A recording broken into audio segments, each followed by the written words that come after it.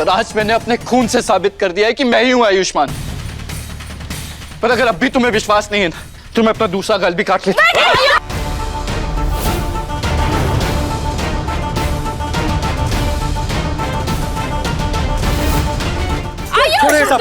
मत कर ईशान, बेटा जा जाकर के दवा का डब्बा लेकर के आ।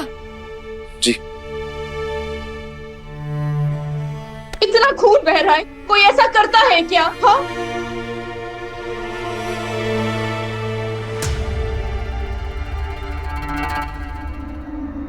शांति मिल गई तुझे? हाँ, शांति मिल गई तुझे? तेरे वजह से मेरे बेटे की ये हालत है, लेकिन तुझे इससे कोई मतलब नहीं है। खुशी मिल गई ना तुझे? अरे तेरे वजह से मेरे बेटे का इतना खून बहा है। देख देख तू।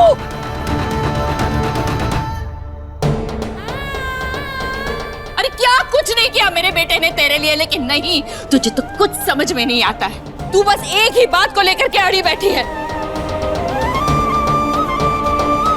मैंने आयुष्मान को पहले भी कितनी बार समझाया है कि गहना कभी भी इसके लिए सही नहीं थी।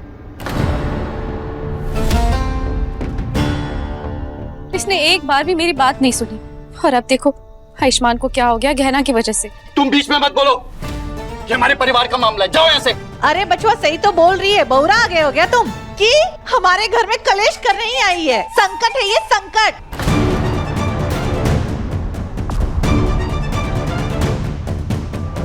इसके चलते आयुष्मान ने अपना गाल काट दिया। क्या पता आगे चल के इसके चलते हम अपना गर्दन काट के बैठ जाए। गहना को कोई कुछ नहीं कहेगा। उसे जो महसूस करना था वो उसने किया, और मुझे जो उसके जवाब में करना था वो मैंने किया।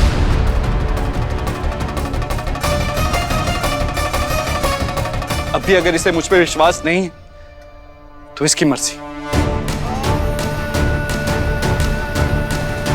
मैं गहना पे कोई दबाव नहीं डालना चाहता। अगर ये शादी नहीं करना चाहती है तो कोई बात नहीं, सिर्फ ईशान और ईशा की शादी होने देते हैं।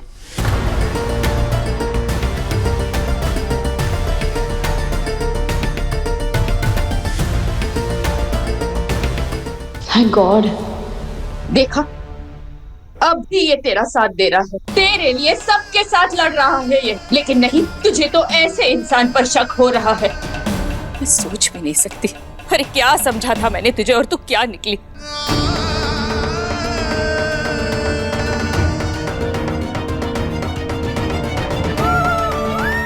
इस बात को भी नहीं सकती कि तेरे मन में इतनी कड़वाहट भर सकती है किसी के लिए कि तू अपनी जिद पर अड़ी रहेगी। कमला माई, ये हमारी जिद नहीं है, और अब ना ही हमें कोई शक है और ना ही कोई सवाल।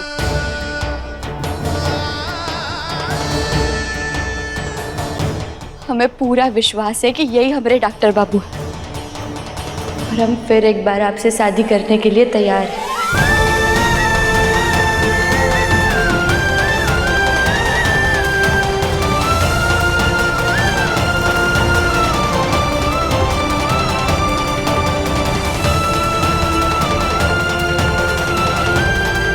पक्का ना कहना? तो ठीक है, अगर तुम तैयार हो ना तो सब कुछ वैसे ही होगा जैसे तय हुआ था।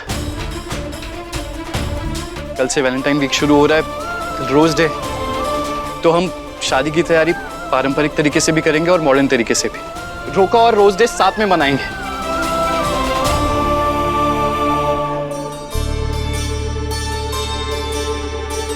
हाँ भाई, हम सब कर लेंगे। पहले आप बैठो, आपका फर्स्ट एड करता हूँ। चलो भाई।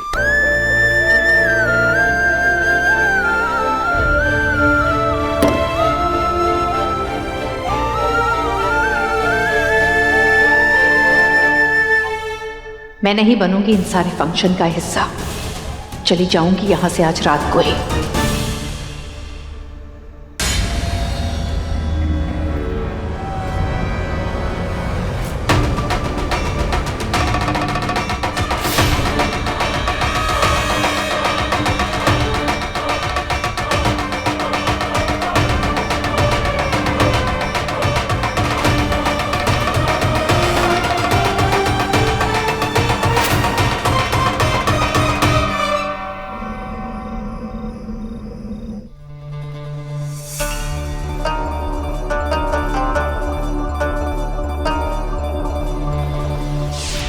बुआ जी सॉरी, आप प्लीज नाराज मत होइए ना। अच्छा मैं कान पकड़ लेता हूँ, माफ कर दीजिए। शुरू हो गई तुम्हारी नौटंकी। हमेशा ऐसी मासूम शकल बना के हमको मना लेते हो। मैं नहीं मनाता हूँ, आप हैं इतनी अच्छी कि माफ कर देती हैं। अच्छा,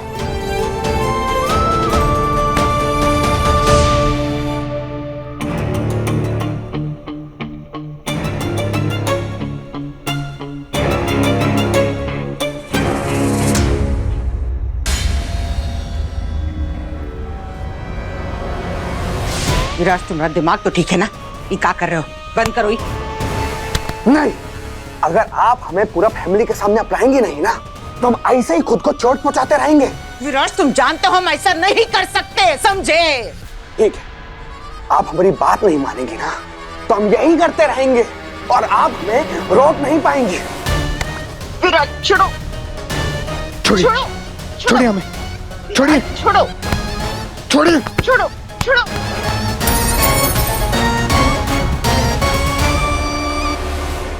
हे भोलेनाथ, आयुष्मान तो ऐसा बर्ताव कभी भी नहीं करता था।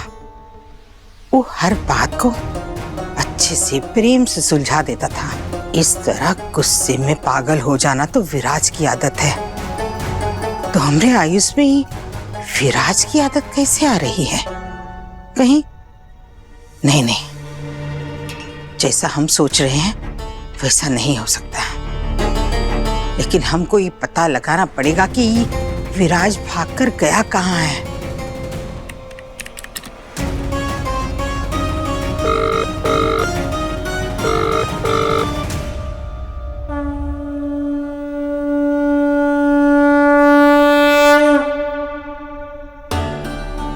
हे भोलेनाथ, ये किस दुविधा में फंस गए हम।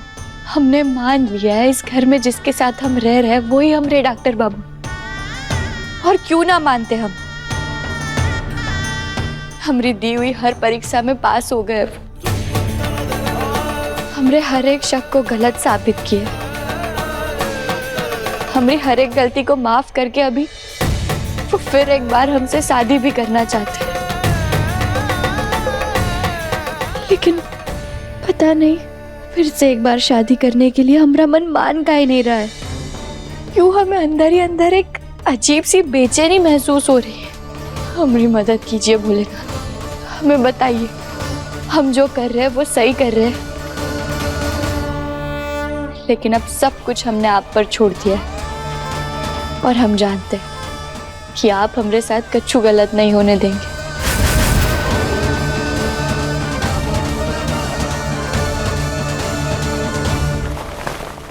बहुत हो गया, मैं अब यहाँ नहीं रह सकती।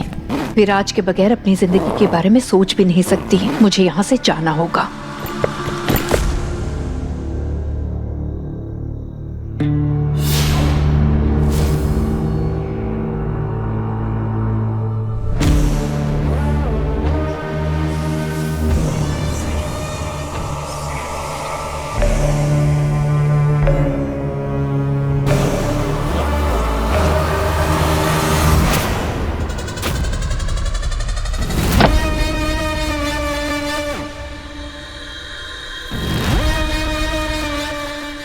विराज, तुम कहाँ थे? मैं तुम्हें कब से कांटेक्ट करने की कोशिश कर रही थी, तुम्हारा फोन क्यों बंद आ रहा है? अरे पर तुम हम तक पहुंचने की कोशिश कर ही काहे रही हो? हाँ, हम तुमको कितनी बार कहे हैं कि हमें जब भी तुम्हारी जरूरत पड़ेगी हम खुद ही तुम्हारे पास आ जाएंगे, और तुम अपने काम पे काहे नहीं ध्यान देती हो बे? ईशान से शादी करनी है तो बस ईशान पे और शादी पर ध्यान दो ना बे। मैंने कहा ना मैं ऐसा कुछ नहीं करूंगी। और एक बात बताओ, तुम मुझे ऐसा करने को क्यों कह रहे हो?